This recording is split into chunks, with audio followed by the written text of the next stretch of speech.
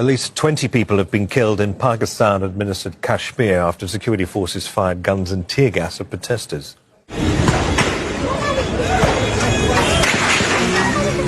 The violence in the city of Rawalakot follows accusations of vote rigging during the first phase of regional elections. Voting's now ended across 13 constituencies, and turnout's reported to be low after calls for a boycott.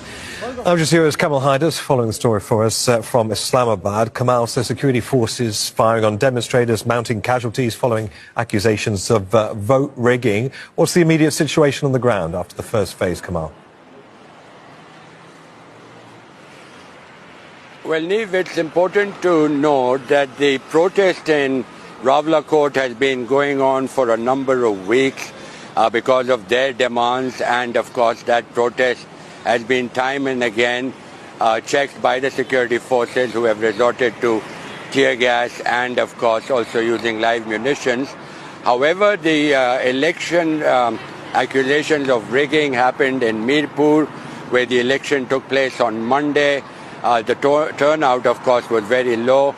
The mainstream political parties, which are also the ruling parties here in Islamabad, accused each other of rigging.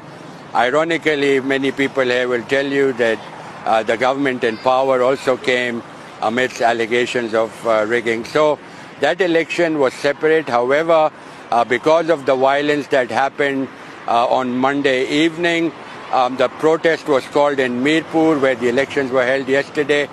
The city itself remained peaceful, and some of those protesters came to Mirpur to ask the shopkeepers to put down their shutters because of the excessive use of force that they accused the security forces of. They were fired upon, and so we had casualties now in Mirpur as well. You say, Kamal, turnout was low, probably understandably given the violence, but how does all of this affect the overall credibility of the vote completely?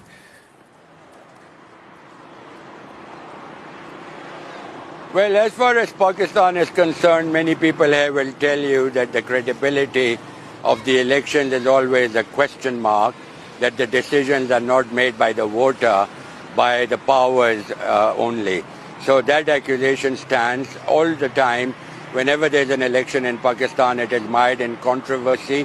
However, we are told that this election in Kashmir is going to be in 3 phases because of the security situation. The first phase is complete. The PMLN, which is Nawaz Sharif's party and which is the ruling party, scored 9 out of 13 seats. The People's Party came second to that. They, of course, then accused the PMLN of rigging the election. The next phase is going to be on the 2nd of August. That will be in the provincial capital, Muzaffarabad. These protesters from Rawalakot are threatening to march on Muzaffarabad. Of course, that is why they're being stopped, and that is why the security forces say they're using force to disperse the marchers. So it will be important to see whether the second phase does take place, whether it goes off smoothly without any allegations or accusations. And then there's going to be a third part later on the 10th of August, and that will be in another district. So this is all for 53 legislative seats. At the main stumbling block, of course, is those 12 seats which are reserved for Kashmiris who are living across the country.